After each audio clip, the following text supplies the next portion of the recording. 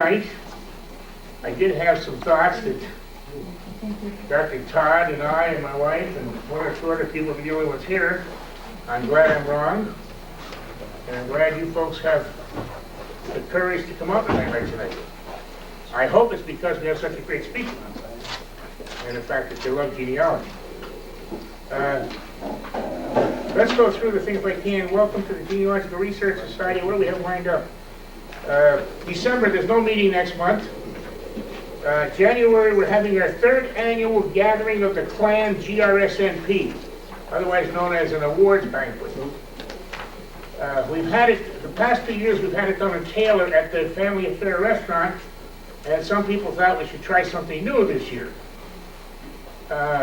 We have a certain segment of our society that wants to get dressed up. That's a female segment. Wants to get dressed up and go someplace nice.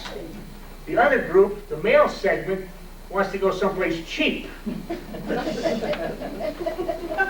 So, along with those lines...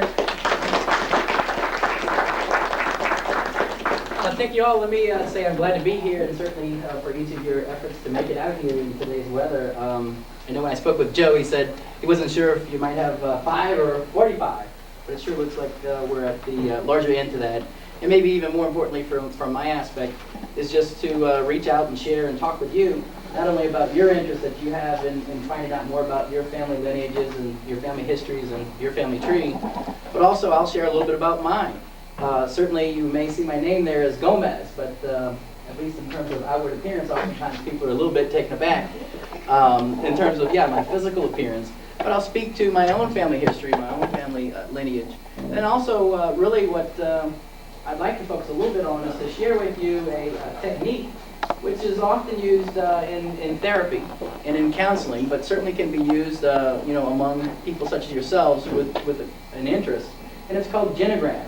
And really what it is a mapping of a family's structure as well as its process. So in other words, we'd look at the actual numbers of members in family, we'd look at gender, we'd look at sibling role relationships, but we'd also want to look at issues that we call process issues. So who's closest to who might be more distant from one another, who might be conflictual, who might be the chosen child, if you will. So today what I'll do is try to map out for you a bit of a sense of how you could look at those patterns that might be transmitted, what we call in family science the generational transmission of patterns and of systematic sort of symptoms. So it might be alcoholism, certainly it could be abuse in families. It doesn't always have to be focused towards the negative, if you will. Certainly we can look at the positive traits that might be passed down in families in terms of optimism, also in terms of, say, work ethic that might be inherent in your family. So I'll try to counterbalance it with both a focus maybe on dysfunction, if you will, but I also like to look at the function in families. So I'll try to bring to life what a genogram is, and then share with you a little bit about how you might be able to apply that to your own research and to your own family life. So I'm glad to be here, and I look forward to meeting you hopefully over your brief time there over pizza and whatnot, certainly as we go into the discussion later on. Thank you very much. Okay, so now we'll take 15 minutes tops if that, and hear what he has to say. Thank you. Okay, What I thought I would do is kind of just start out and share a little bit about who I am as a person and what my family background is and how I was able to come out and find out about my own family history. For many years, I alluded to it before we took the break, as a Gomaz, I knew myself as a Gomaz, but I didn't really know what that meant, either for me or for, my relatives, and certainly for those that I came into contact with. Just the other day, I had attended what's called NEPDEC, which is the Northeast Pennsylvania Diversity Education Consortia. And I was at the meeting for the first time, and was a new person there, like I am this evening. And I had a woman come up to me, and she basically asked in Spanish, do I speak Spanish, right? We all know. And I said, no, because I had the name tag. And I said, Todd Gomez. And her name was Avila, I believe was her last name. And we got to speaking about, why I might not speak Spanish and, how I am a Gomaz. So I thought I would start there for you and tell you how I began that self-discovery for myself. I do have, a bunch of degrees, which sometimes means something and other times it means not much at all. But I've always focused my work on counseling. And certainly finding out and trying to help families. So I've worked with juveniles, I've worked with certainly individuals, groups. I did some parent education. I worked with perpetrators of domestic violence. I've also done a lot of couples therapy surrounding issues of divorce, separation, parent-child issues. I've kind of done a myriad of different things, but they've always been focused, or at least my interest has been focused, on understanding family life and certainly trying to enhance family life. So from that, in my own classes at the associate's level, the bachelor's level, and more so recently at the master's and whatnot, I started to become really self-reflective. And I can remember the very first course that I took, and that course was a fellow named Dr. Hildebrand, and I was in his class, and it was a sociology class, but it was sociology in the family. And I started to think, well, how can I apply what I'm learning to my own family and to my own self-understanding? And we were talking about, different concepts, kind of along the lines of what we're going to discuss tonight. Who might I be closest to? Who might I be more distant, from? How might there be patterns in my family or not? Because sometimes we'll see patterns and other times we don't see them. What information does that tell us if we see patterns or don't see patterns? So I started to apply that to my own family life.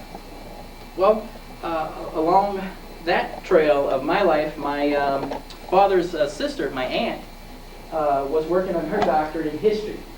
So as she was, working on her dissertation, she compiled what I have here today, and I'll pass around to you, is the Gomaz genealogy. And what I thought I'd do is just read the brief introduction to you in terms of, she gave this actually as a Christmas present. And I'll be real direct with you that at the time, I said, oh, that's nice. And I kind of shelved it. And I didn't really think much more about it. But now that, I've been able to step back from it, and certainly given my own work, right, in the field and the direction that my employment has taken me, I have a profound interest. And I pulled this out and I actually reread it in preparations to come here, and I was just, touched by it once again, by better having a connection with those relatives who've come before me, and to understand, who's stood before me, if you will, and who's a part of me today. So I'll read the brief introduction if you'll bear with me. It goes on to say that this short, informal compilation presented to the family as a result of her inability, my aunt's inability, to answer frequently posed questions about our Gomaz lineage.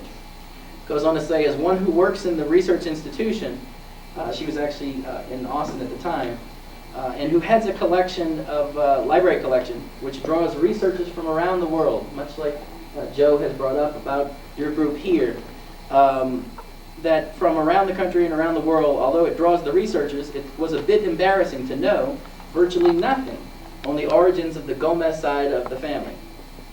Thus, she began delving into sources of information in the spring of 1987. So this comes from her work and all of her efforts. It says, here let me interject a warning about research of this nature, that it has to be a labor of love, which many of you have indicated and shared, and certainly I think agree with. It also has to do with a drive that comes from the searcher alone, that that individual wants to find out more. She puts in quotes, hunting for bears is often tedious, it's time-consuming, it's confusing, and usually it results in numerous dead ends and perhaps further questions. On the other hand, it is interesting, she says, informative, and at the time of a breakthrough, downright exciting and exhilarating. So I know for those of you who've been researching your lineage, it may be those critical moments in time that really kind of give you that charge to go further and find out more about your family. She said 2 of those breakthroughs helped steer me past the dead ends and onward into uncharted territory. The first came courtesy of a request for family names and dates. And she says that went to Clifton Gomaz, who was known as Uncle Key.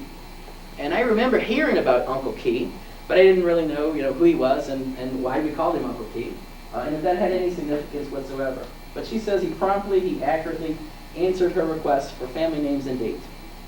The second sort of critical incident occurred on a trip that she made to Donaldsonville. And I didn't preface that I'm from Louisiana.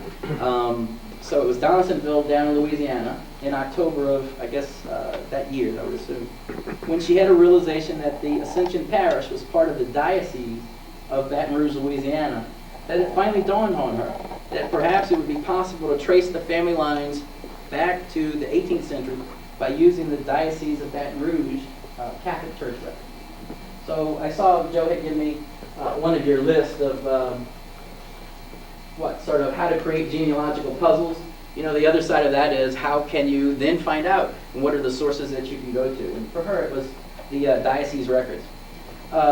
Real quickly in summation, it says, in compiling the information which follows, I consulted numerous other resources as well, and she has a bibliography at the back. Goes on to say, I hope you enjoy the items presented herein. It may not make a difference in the world. It may not make a difference in the conduct of everyday life, or even in your perceptions, but at least now you can't say, I don't know. And I can tell you, when I was rereading this and going over it again, and my wife and I were sharing some of the information in here, we were just really struck by it. And I'd like to share it with you, and what I did was actually a little yellow pasted, if you will, is the Gomaz lineage that she had traced. It's kind of a little fold out. I don't know if everybody can see it, but I'll share it around. But she basically traced the lineage of the Gomaz family to the Canary Islands in Spain. And it started off with Angel Gomez and Lazara Padilla.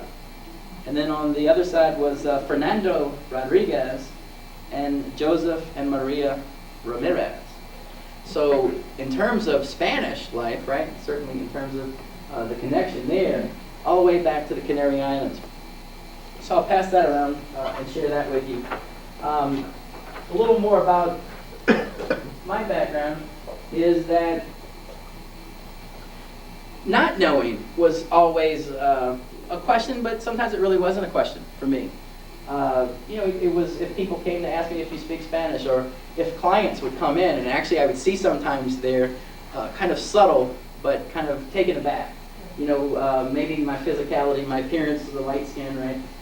Not the dark hair, if you will, or the olive-colored skin. And they would say, oh, are you, Dr. Gomez? And I'd say, yes, we're welcome, come on in. Although sometimes that led into an entree. It allowed us to have, that kind of a brief joining that we might not otherwise have.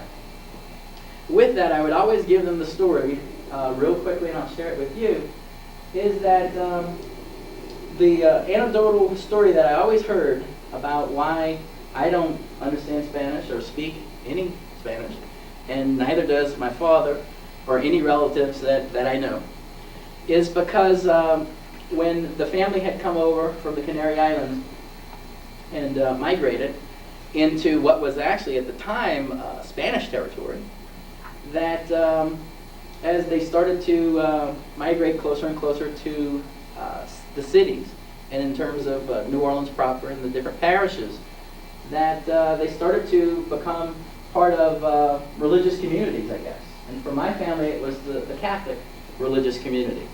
And my grandfather and his parents, who would be my great-grandparents, I never knew them, so they weren't alive. I never did meet them. But I always heard they were called A and Pa.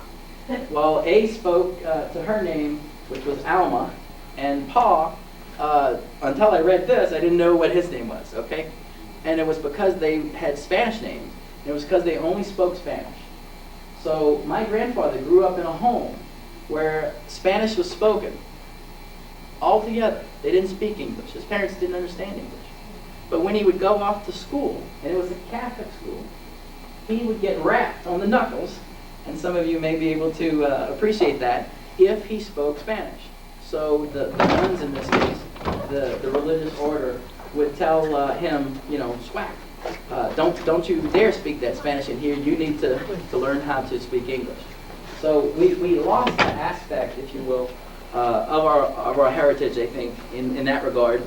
And I do feel, and I've tried to reach out on some occasion, and I actually met a person in Wilkes-Barre who teaches a real brief course in Spanish for the police people and police persons.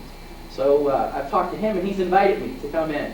So I'm going to take a 8-session course that will kind of give me just the little, in terms of linguistics, maybe to better have connections with people that I come into contact with. Where I'm going with this is that I didn't have that knowledge, and certainly if I didn't have someone like my aunt who appreciated it at that time, and now that I appreciate it in the work that I do, I might be where some of you were starting off. But I think I have a little bit of knowledge relative to my family life, and how I try to translate that is in terms of the work that I do with clients, and certainly the work that I do with the students that I teach. Most of my work now is teaching counseling. It's teaching human services. It's sharing information with students at Penn State, we're in the Scranton right up the road, in terms of how might we have clients become aware of the values and beliefs that not only that they hold, but their families hold. How can we have them recognize the patterns that may be present in their families that would be both what? Dysfunctional possibly, or functional.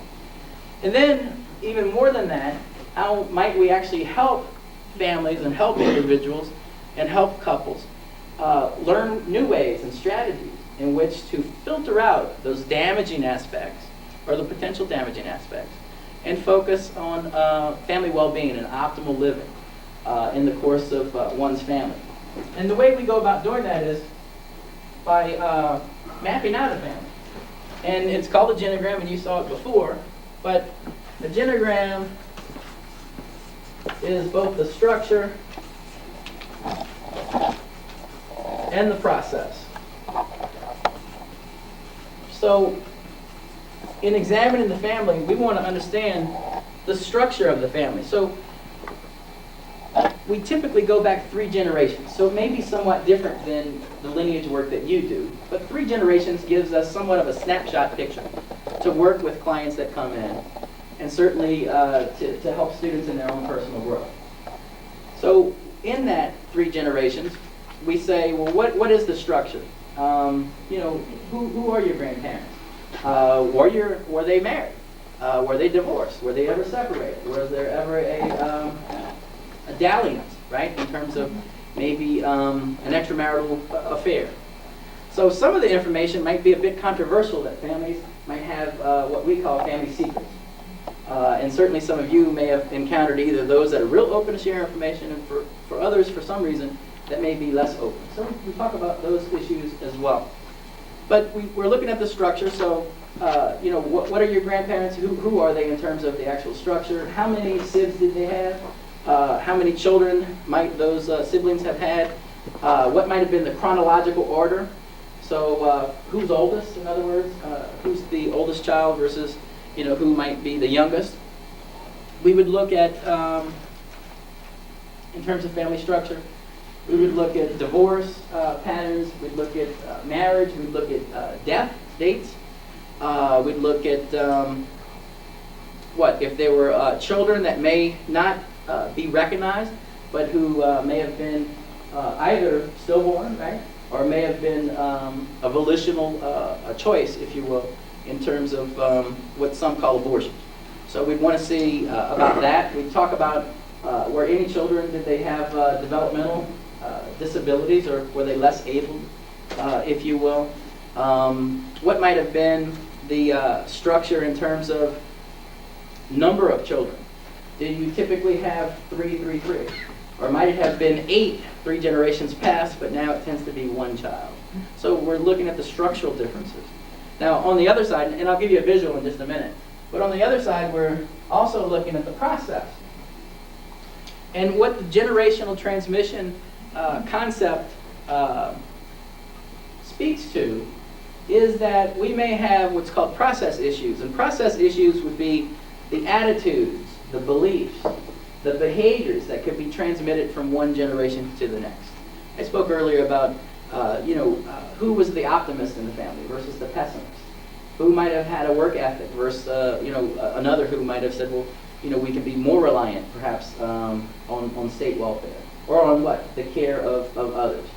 Whereas other family members may say, I'll never reach out. It has to come from within. The family needs to, protect at all costs, and we don't need external help from one another. We'd also look at who would be conflictual. So conflict. And conflict could, be in a variety of different ways, but most often it's through communication or the lack of communication. So, who might speak, who might not speak? What might have been the reasons that they don't speak? So to try to dig a little deeper, if you will, into finding out process information. To go a little further with process, other issues would be who's closest to whom. What might be some reasons for that? Might it be gender reasons or gender connections, if you will, between, say, mom and daughters or dad and sons? Or might it be the reverse of that, with fathers with their daughters and mothers with their sons? We may also look at what we call close and conflictual. So not only can somebody be conflictual, but they can be close and conflictual. So they might be the people that we talk about fighting as cats and dogs. My gosh, that couple, they're always, fighting like cats and dogs. Or maybe it's a daughter and a mother, and a father and a son. They seem to be really intensely close, but yet at times they can be distant from one another and really highly conflictual. So we'd want to look at that as well. Other sort of process issues would be what we call cutoff. And a cutoff might be a family member, either by his or her own choice, that would remove themselves either geographically in terms of distance or actually emotionally in terms of distance. So as I said, it could be their choice or sometimes it's the family's choice. And it might be around a variety of different issues. Sometimes it could be, I'm cut off because, you know what, I didn't feel like anybody really wanted me around this past Thanksgiving. So I'm just not going to talk to anybody until they call me. And I've heard this, in dealing with families and dealing with couples. And sometimes 7, 8, 9, 10 years go by before families will talk or before siblings will reconnect. So we're looking at issues such as those. Cutoffs can also be because of geographical distance. So probably in many of your searches, I know might surround northeast Pennsylvania, but it might have to do with who moved or migrated off and are no longer here. At least for myself and my wife, having been in the university system, as she is as well, she's actually a career and academic counselor. But we lived in Texas for a while, and now we're up here in Pennsylvania. We're the only relatives on the Gomaz side that have moved from New Orleans proper, which is where I'm originally from. So all the other relatives are there. And we make a conscious effort, or at least I'd like to think we do, at a minimum, like every 2 years, we'll rent a beach house or something down, along those lines in Pensacola or in Florida. And we invite all the nieces, and we invite the nephews, and we invite certainly our parents and our siblings. And we try to stay connected in that way. So it's important both in my professional work, is what I'd like to share with you, and it's also important personally. And I think that's what we try to better understand when we talk about process issues. How a genogram works, as I said, it's just 3 generations. So typically, I'll just give you a sense of the squares reflect males, the circles reflect females, the bracket reflects a committed relationship, is the way in which we look at it. Oftentimes you'll have what's called the B, or the birth date. So we try to find out as much information as we can about when was the birth date. If they are deceased, we'll also put a D, okay, which would reflect the death date. And for some students and for some clients, they may not feel comfortable, but the symbol typically, if a person is deceased, is just an X over, the reflective box there. So some students don't want to put that X, and certainly some clients, feel for whatever reason that they're not prepared to do that, and that's okay. I would say to them, then, if you don't choose to, fill in the birth and the death date information, that can follow the patterns in and of itself. We'd also look, as I said earlier, in terms of structure, if they were married. So we would put an M, and we put the date. So I'll just say, 1945. And also, in terms of structure, we would look for incidences of separation, if there ever were separations. So we want to find out, and if we did find that information, lo and behold, you put, say, separation 46 to 47. Okay? And there's also another way that you can define it actually on the structural line, which would be, if it was a separation, it's one line, and if it's a divorce, okay, so a disconnect, if you will, it would be the two lines. So it's just a real simple way to see, in a visual way, the structure of a family. Now, this certainly is only a couple in this case, and we'll say that they were married at 45, separated 46, 37, and then we put DIV, right? Divorced, I don't know, 1995. So that there was in the interest here would be, we know when they were married, we know when there might have been a troublesome period, okay, or a difficult period, which could be for a host of different reasons. But we'd want to try to find that information because the socio-historic time, at what time did that occur? 46, 47, what might have been going on? Was there any, wars going on? Was there any sort of conflict? Might there have been, monetary or financial issues with this couple? Might there have been and I'll use a stereotypical example, okay? But not to overgeneralize, if you put the dots, and then say put the circle here, would reflect that this male had what I call a dalliance, right? Or an intimate sort of relation with a party outside of his marriage. So, some people refer to that as a mistress, if you will. So it could be same for a female, if she were to engage in that sort of activity or conduct or intimacy outside of the marriage. So we want to find out that information if it's able to. We also want to look, starting from left to right, at the children that they bore. So typically you just come down, and let's say the first child would be a male, the second child would be maybe female. So we also want to see their birth dates, if we had them. And what I'm not putting here in a real quick way is their names. Certainly their names would be very important. So let's just put John Sr., and then maybe John Sr. has John Jr., and then we could call this, Jane maybe, and maybe this daughter would be Jeannie. So we try to find out their names. What other information might be interesting would be to find out what are their middle names. In my family, if you saw my little intro here, I always use my middle initial. And that has meaning to me because I'm named, at least in terms of my middle name, after my grandfather, who is still alive and doing well, or as well as can be expected in Louisiana. He's 89 years of age. So I always, refer in all of my, handouts and anything I do on my syllabi, certainly on my office door, I recognize that connection and that shared, connection that I have with him. My father also, I should briefly and quickly mention, is Don R. Gomaz. So he was named after his father too.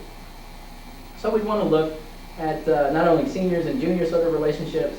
We also want to look at middle names. Some of you, in terms of religious names, if you will,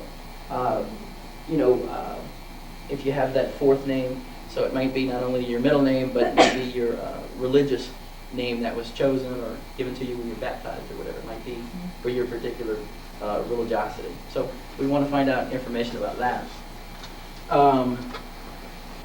To go down a generation further, what you typically do is you just bracket it off. So this would show that Janie married. Janie married. And actually it could be, right, it could be, and I should make light of that, but it could be, two females coupling and being partners. We wouldn't recognize that, at least in terms of the traditional way of doing a genogram. You wouldn't recognize it with a bracket because that typically is a committed married relationship or a spousal relationship.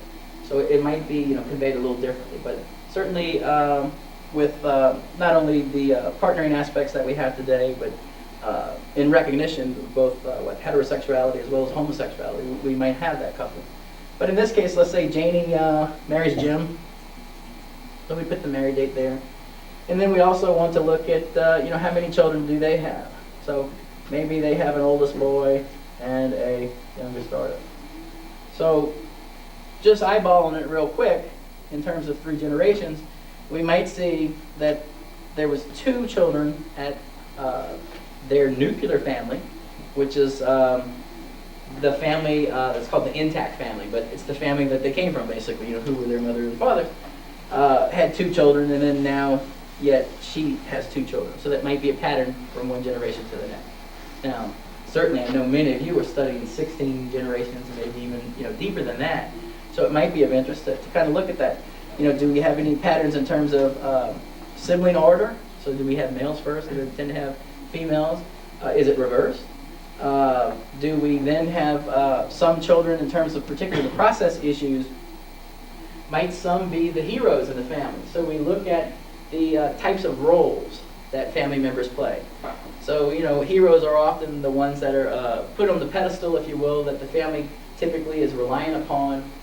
In many cases, it would be certainly children who went off at this time that may have went off to war, or children that provided for the family in the case of absence of the parent.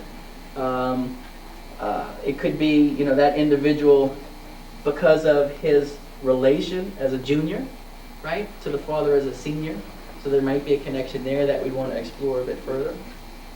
Also in terms of the process issues, we could go a little further with it and try to understand who might be closest to whom. Well, we know John Sr.'s deceased, but who is Jane closest to, his wife? So is that actually her daughter, or would it be her son, or might it be both? And if they're close, we typically refer to that, and it's just a symbol. And I have a handout that I'll give to you as well in a moment. But the symbol for closeness is just 3 horizontal lines. So if Jane was close to John, and this is kind of where it gets a little hairy, if you will, but we would typically use different colors. So I might have a different color where I could show closeness from Jane to John Jr. And that would reflect that.